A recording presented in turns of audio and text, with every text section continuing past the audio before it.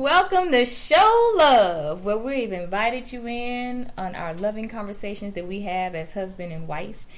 We have no script. We're just going to let it go with what we know, and just kind of give you an idea of what do couples talk about. What do married couples talk about? And Alvin, I'm going to tell you, he is my weatherman.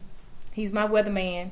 I really think he's my weather boy, but my weatherman. I'm a weatherman. And he's been dying to tell me about this polar vortex. He told me earlier, hey, babe, we got a polar vortex coming out. What's that? So, Alvin, this is your opportunity. Tell me, what is a polar vortex? Well, next weekend, we're going to have a polar vortex that is going to affect the United States. That's coming all the way from north of Antarctica. Mm-hmm. And what a polar vortex is, it's a real cold stream of air that's going to drop. They say we really wouldn't feel it as much unless we were. Now, if you was in an airplane, you could feel it in the air. So anyone that's traveling up north, I guess north of the United States, Minnesota, Ohio, Chicago, place like that, those temperatures next weekend are going to be very frigid. I mean, and very cold. So, because what it does, the cold air mass, it drops. It's like a jet stream. And when that jet stream drops, it's bringing all that cold air down with it. And we could be in negative temperature readings next weekend. Which we're not used to here. Yeah. And so if you do encounter that next weekend, make sure you have on extra clothing, a hat, something to keep your head warm, gloves if you need to. If you have to put on your own gloves, put those on too. So when I go back to work, I got car duty. You think I'm still going to have to wear that when we go back to work on the 19th? Because this is next weekend. It's next weekend. Is it going to keep going into the next week? It may start. I'm not sure when it's going to hit the U.S. It should be here next week. Probably by Thursday, we'll probably start feeling the effects from the temperature when you see the temperature drop. And it'll last a couple of days? A couple of days, yeah. Oh, okay. It's just the jet stream. And once it gets out of here, we probably won't feel it as much in the state of Georgia from where we stay at. But the people in the northern states, they will be affected. And you will feel a difference in the weather outside next weekend. You might say, oh, man, it's really cold out here. It's going to be really chilly next weekend. Some people have on shorts now. Hey, guys, seen it today. What? Yeah, I seen a man today had on shorts, and it was about 45. That's not really cold, but the sun went out. That's cold. But, you got some people from other places, like Alaska and Germany, and they're like, y'all are tripping. It's not that cold. It's 40 degrees, and they'll have on their shorts. You remember those people we saw that were jumping into the ocean when it was freezing cold and they were in their birthday suits? That's one thing that I don't think I would do. I don't even think I could jump. And you're a daredevil, too. In the swimming pool when it's too cold. 30-degree weather. I couldn't even do that. Some people take they call it the polar plunge. Oh. And if you get a bunch of friends at your house and y'all just sitting around and you know what they might be doing, so. But remember, that's a sport. We saw that. And they'll just jump in the pool and be whoo. I can't do that. Me either. I can't do the whoo. I can't even do the big toe test. But I got a serious question. I'm gonna bring this out of the hubby corner. Oh, not the hubby corner. Go ahead. And this is for the fellas. I know sometimes, fellas, we get things that break around your home, and I know that you want to pick up that phone and just go ahead and pay somebody to come and fix something as simple as putting the system inside of your toilet to make it flush. That part don't cost no more than probably $10. And you could change it, have your toilet back working in no time, and you'll be to save yourself a lot of money. About $100 for a $10 part. So when something like that happens to me, I just go in there and for me, I'm a hands-on person. If it's broke, I'm going to try to fix it. It don't matter what it is. I'm going to put my hands on it first. It's already broke, so I can't tear it up. But I will try to fix it and repair it so I don't have to pay that charge. Because I'm kind of cheap when it comes to stuff like that. I will try to fix it.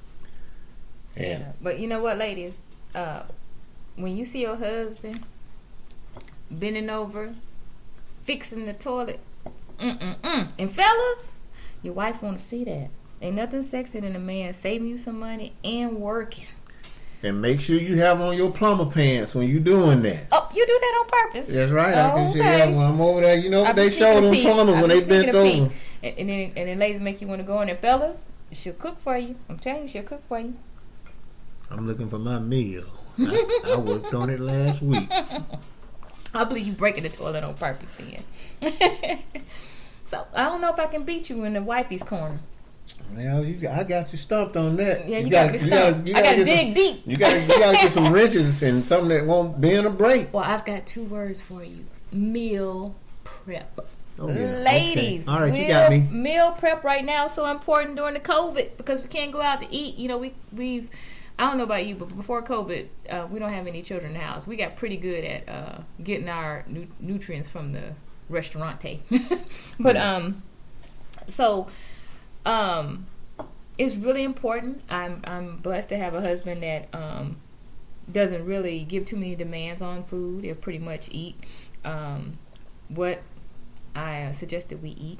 So during the week, I look at Monday through Friday meals are kind of like nutrition. We like call ourselves 85% because 85% of the time we eat healthy, practically vegan, not all the way vegan. And then the other percentage, which is the weekend, we eat like what we want to eat. Pizza, chicken, all of that. Okay, so what I usually do is this. I pick one thing that we can eat for breakfast, and the breakfast burrito is like the easiest thing to do. So you can prep up a breakfast burrito, cook it up on Sunday, put it in a Ziploc bag, and then stick it in the freezer if you're going to use real eggs. But usually I do the tofu blend with the potatoes and all the fixings in it, however you wanted to fix it. And each morning when Alvin gets up, all he has to do is scoop some of it out and put it in, roll it up into a tortilla and stick it in the microwave, so that way he has breakfast and I have breakfast. So that really takes a lot, keeps it from stopping by the drive-thru. However, on Friday, on my 15% day, I'm going to stop by and get me a breakfast burrito from a drive-thru somewhere. Then I'm a purposely planner. I have a planner, and I sit on Sunday and I plan my week out, and I go ahead and plan out what I'm going to fix for dinner. And it's something simple, 2 hot meals. And I'll take those 2 hot meals and cook them up and put them in meal prep trays. And then that leaves me with lunch. Lunch, I get up and fix it every morning, but I still plan what it is because that way I'll know what I'm fixing. Usually it's going to be a sandwich wrap or a sandwich or a salad. Gone are the days where we eat dinner for lunch. I don't know what happened. At one time, we were eating, you might as well say 2 dinners. We would have a dinner for lunch and a dinner for dinner. So lunch, we done start scaling back and eating what we grew up on, some sandwich and the chips or a salad, something light. Yeah, something real light. And then at night, we'll have the meal that I prepped. And our portions are better. And like I said, we're very conscious Monday through Friday. So that meal prep helps me to build myself as a wife. And I will say sometimes I can see the splendor on my husband's face that he is fed, and then he gets to save money because he doesn't have to go and get food out of the drive-thru, and then we save money because we're eating practical portions and eating practical food. So, Wifey Corner. Yeah, it even got to one point where we could, when we changed our eating habits, where I would eat big meals, and then it would turn into we would share a meal, and that would be enough for us. Yeah, he didn't need a big piece of chicken no more. He'd be like, why you fix me so much food? You used to eat 2-3 pieces of chicken. Now he just need a drumstick. That's something that's kind of, weird that, you used to eat a big portion. And now I can't even eat a big portion of something. I can't even eat a whole big salad. Or sandwich, because I made you a nice, nice size sandwich, with all the fixings and stuff. And you're like, why you fix me all this? We could have shared this sandwich. But there was a time where, a sandwich would not have been, one sandwich wouldn't have been enough. So I'm just watching my figure. I'm watching your figure too, baby. Okay, I'm glad you're watching it. Somebody's got to. So, I think it's time for the couple's hot seat. Oh my goodness. Man. But the last time the question was from a wife, and then this time the question is from a wife. Oh, come on, fellas. I know you got some issues out there. You need to send them in. So, you ready for this one? Well, fellas, this is the question for the fellas today, coming out of the hot seat from Show Love. What do you do when your husband or your wife? No, that's not what it said. Uh-oh. The lady said he not reading the question. Let me read the question. I'm avoiding the question. He avoid the question. It says, what do you do When you love your husband, but sometimes he get on your nerves. Wait a minute. That's some shots fired. I'm gonna have to. Look, I'll start out. You lay it on the last one. I'm gonna lead on this one. I'm in the hot seat, y'all. I'm gonna start out with it like this, because being together for 21 years, married, and a lifetime of being together, it's certain times where you may feel that way, that you're being bogged down and you just can't do this or do that. But to me, my time when it gets like that, when I'm going to work, and she may feel the same way. When I'm at work, I'm at work. That's enough refuge for me, because it's enough drama at work to where you be glad to go back home, and you can deal with that. But for me, I don't really think about it like that. I mean, because when I'm at work, I'm working, and that's enough to clear my mind if I need it to be cleared. But most times it's not even like that, because we talk. So. But her question is, what do you do when you love your husband, but he get on your nerves? See, that's a wifey question. So your answer was great. I really love and appreciate it. You're right, because that distance does help you when you have that time away. Right. And just while you're saying that, domestic violence right now is really raised because people are at home together. It's COVID, it's because married people are together. Go figure. Like, I feel like we got stronger and closer being at home, but it's not like that for everyone. But to answer this lady's question, what do you do when you love your husband, but sometimes he get on your nerves? Boo-boo, get you some self-care. Because he's probably not the only person on your nerves. When your nerves get really, really thin like that, that means a lot of times that you need to take some time for yourself. Take a long bubble bath by yourself. Do something for you. Because a lot of times when you got things going on, the people that are near you, with you, are the ones that can get on your nerves. And it's not so much them, it's the pressure of life. There's been times where I'm working on homework, working on school, taking care of the kids, I'm cooking, I'm washing, I'm cleaning, and I'm like, oh my goodness, my day just can't get any fuller. And Alvin come walking by, happy, full of life, and I'm like, really? So you have to just know that you have to ask for help. And through our relationship and through us being together for a while, and when you get close with your spouse, just tell him, if he's on your nerves, it's probably because he's kicked back. I always told Alvin, I don't like to feel like nobody's domestic. I like to clean the house and stuff, but I have this problem where I can't clean it while he's sitting with his feet up. So I'll get up early and clean it, or I'll do it late, but I cannot clean the house walking around feeling like the help while he's sitting yelling at the TV, watching the football and all that, because I want to be there with him. So just know that you have to probably evaluate when you say that he getting on your nerves. Evaluate why, because you also said that you love him. So you need to either ask for some help, take care of yourself, or find times to where you evaluate when is it he's quote unquote getting on your nerves. That was a good question. It was a good question. That was a very good question. But what we don't want you to do, though, don't tell your business. Every show we'll probably say this to you: keep your business in your house. If you talk to your girlfriend, everybody love to find something bad about somebody. If you talk to your family members, they're gonna find something bad about somebody. You're gonna find out, I ain't like him no way. You know what I'm saying? I ain't like her no way. So don't talk to someone. And if you do talk to someone, make sure that person is someone that you can truly trust, and that who loves the both of you. Sometimes you'll have people in your life for you and not for y'all. And we've, had some pretty life-changing experiences on learning, when you have someone that you allow in your life and they don't love the both of you. So just make sure that you evaluate when you say he is on your nerves. So I hope I answered the question. I think you did. You can answer the question. And to piggyback off of that, you can always find things to do.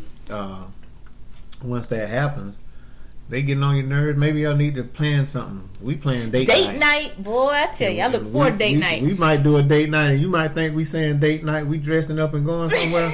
we in the living room. We ain't doing nothing in the living room in our house, because the vid is going on right now, so it is serious. So hey, we'll go and turn our TV on and watch us some videos with some music on it, and we dance. It might have a little cocktail, Yeah, and just have two, date night. Yeah, or 3 or 4, But that's a date night for us, Yeah, watching a movie is a date night. Yeah, just anything to where you can just include, and we do the bike riding thing. I love that too. That's like a date.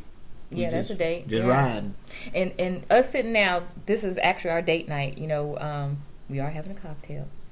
It's not a strong cocktail. So. No, it's mild. It's mild. So we're having a cocktail and we're talking and sharing our love and our experiences with you as a part of our date night. And we decided to put this in our rotation for date night, helping others. And date night, sometimes we have events. We haven't had any here lately because of COVID, but we did have a few virtual ones. Virtual game night was pretty fun. One of my favorite couples, I don't know if I should say their name, but they we won't say the name. So for date night, for the virtual game night, her husband set up the most beautiful, intimate table setting and got her roses and stuff, and really took advantage of the date night. They had dinner before they logged in for the game night, and we played a few virtual games together and laughed and things, and just really took advantage of the fact that you're going to have something to do on your sofa at home other than look at each other. So incorporate that date night. Another thing, I really like about our relationship, and I say I like it because if you be together and you do stuff, you're thinking all couples doing this, is that we'll watch series, and sometimes we'll watch some series that you like, and we like some series that I like it, but we truly watch them. And at first I used to think, well, he's not watching it, but when you're like, oh no, right now one of our series for me is Sisters, and it warms my heart when you're like, hey, we got to catch up on Sisters, like, oh, but you're actually watching with me. It's got a couple of casts in there that I like seeing. That's kind of funny. And there's a lot of events and stuff that they go through in life on that show. There's some real life stuff that people probably go through right now. So, but I like watching Sisters. But my famous show is looking at Power Book 2, Ghost. Man, after Ghost left the show, and I'm still a firm believer of this. He think he's coming back. Y'all. I believe Ghost is still around. He said a ghost never dies. That's what they said in the last one. Look, I'm gonna have to eat my words if he do come back. Because you already have. Remember, you said Tommy wouldn't be back. I said Tommy would be back. Yeah, okay, Tommy back. Yeah. So but we have shows that we watch, and I'm telling you, we ready to watch those shows when they come on Sunday or the day that they supposed to air.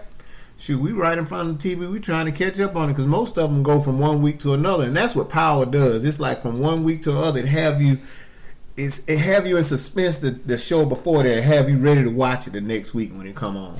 And more importantly, it gives Alvin and I something to talk about other than people and drama. Because a lot of times we'll sit up and talk about the shows. Put things in your relationship to give you some new topics other than family drama. Yeah. Don't be talking about no family drama. Try not to do that. And work. Try to get away from work too. When you get home, you can leave work at work. And there's a guy at work. He's our he works with us. I've worked with him for a while, and he and I'm gonna say his name, Dadrian. He has worked with me for a while, and I told him, I said, hey, Dadrian, and I work in education.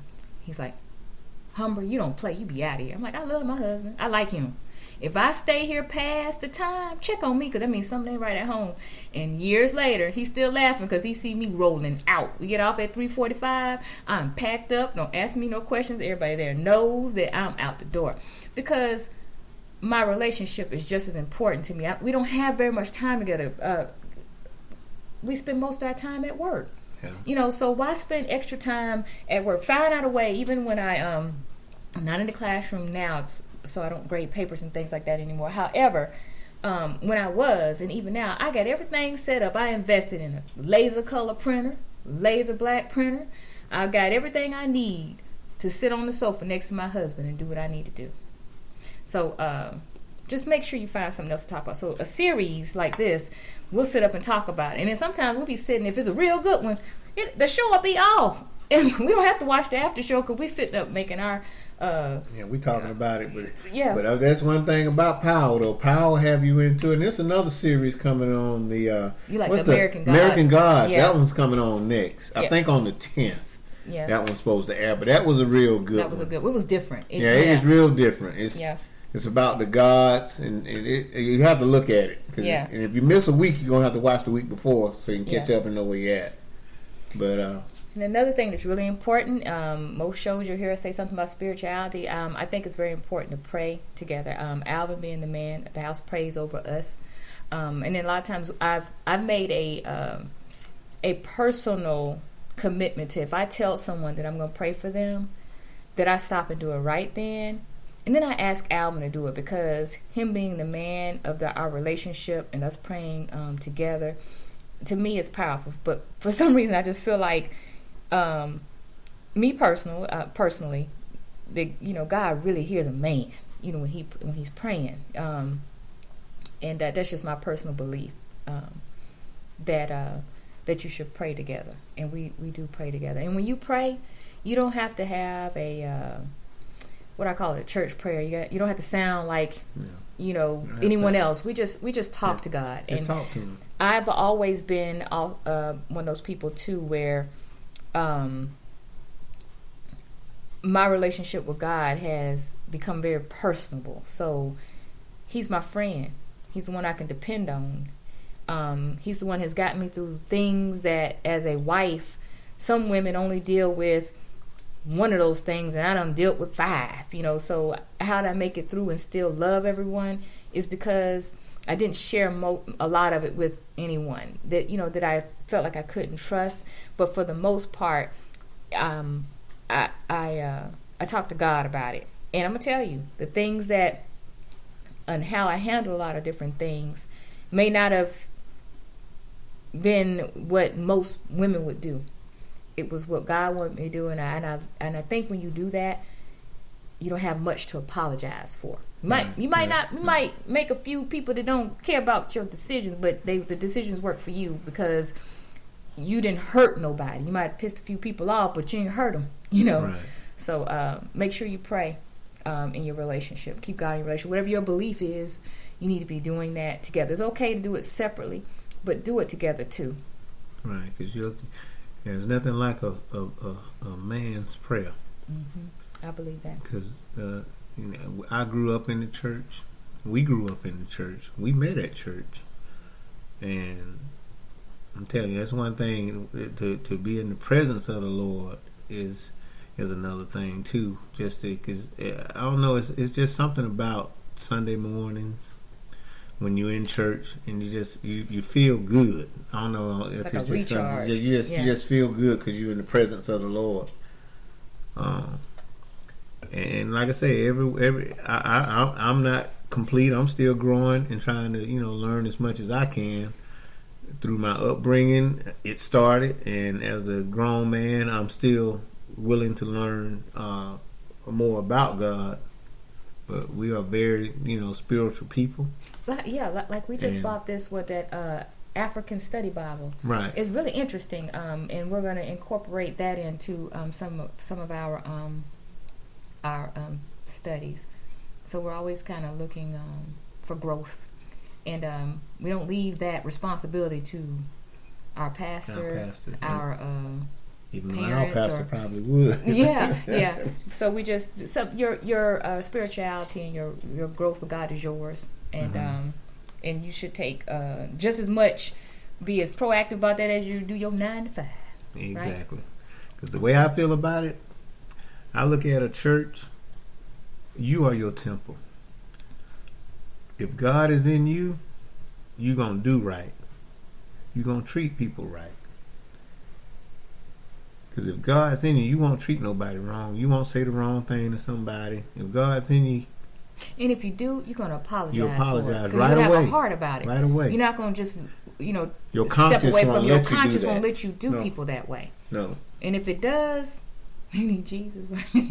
Something. Yep. You need some guidance. I mean, that's between you and the Lord that you feel like that, but something's not right if you can't apologize when you mistreat somebody. So, once again, we've had our conversation. I enjoyed sharing this. This is a lot of fun to have me, you, and them. Me, you, and them. So as always, we want you to show love.